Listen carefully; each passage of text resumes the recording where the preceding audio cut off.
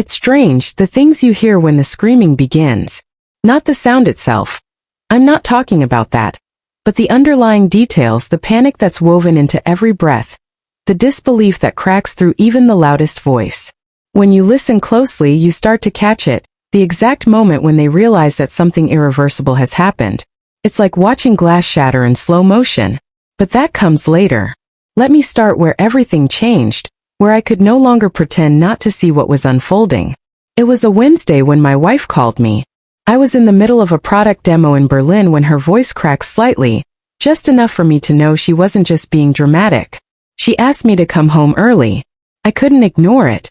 7 hours in the sky, followed by 42 minutes of waiting for my bag, and one awkward Lyft ride with a driver who reeked of eucalyptus and weed.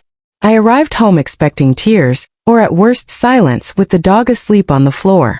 Instead, I found her in a swimsuit, a sun hat on her head, and sunglasses still on indoors. Her sister was standing beside her, looking like a carbon copy with matching bags, their perfume lingering in the hallway.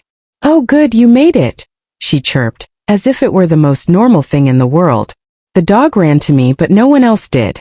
They were apparently late for a flight to Aruba. This was the emergency, me coming home early so I could dog sit. They laughed like it was a joke. I didn't argue. I smiled and nodded like I was supposed to. Looking back, it wasn't the betrayal that hurt me. Not the trip without me, not even the lie. It was how rehearsed it all felt, how planned and calculated it all was. She hadn't stumbled into this. She'd orchestrated it. You learn a lot when you're alone in a house that no longer feels like home.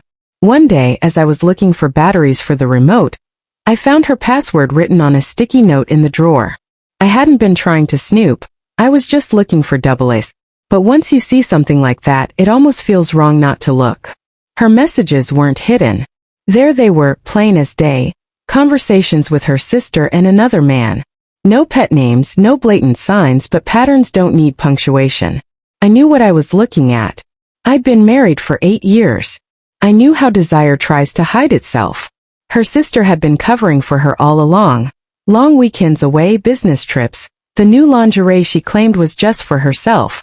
I walked the dog twice a day, made coffee in silence, slept on the couch more for the symbolism than the comfort. Then 3 days in, something clicked. She had begged me to come home early, not to watch the dog, but to be there. To be in the house while she was gone, surrounded by her things like a stage set for some kind of performance. That's when I noticed the office drawer had been locked. It had never been locked before. I didn't have many tools, but I had a paperclip and enough patience. Inside the drawer was a burner phone, 3 envelopes of cash, and a folder labeled Costa Rica Escape Plan. I sat with that for a while, not angry, not shocked, just quiet. It hit me then, the truth I needed to understand. She wasn't trying to hurt me. She was trying to erase me. I wasn't supposed to come home early. I was supposed to stay gone, distracted, while she flipped the switch on our life. But I was here now and I had time. They came back 5 days later, tipsy and dripping with designer guilt. Their taxi pulled up, and I was already on the porch with the dog. They didn't notice me at first, laughing, pulling their bags behind them. My wife unlocked the front door and then she saw it. The house was empty. All the furniture gone. The closets bare. The walls stripped down to primer. Even the welcome mat was gone. The only thing left was a photo frame on the mantel, face down. She picked it up like it might burn her. It was a picture of us from our honeymoon. I had scratched my face out. Just mine. That's when the screaming started. Her sister joined in, shrieking in disbelief, like she was just trying to match the pitch. I didn't say a word. I just walked past them, the dog by my side, one bag over my shoulder. No explanations.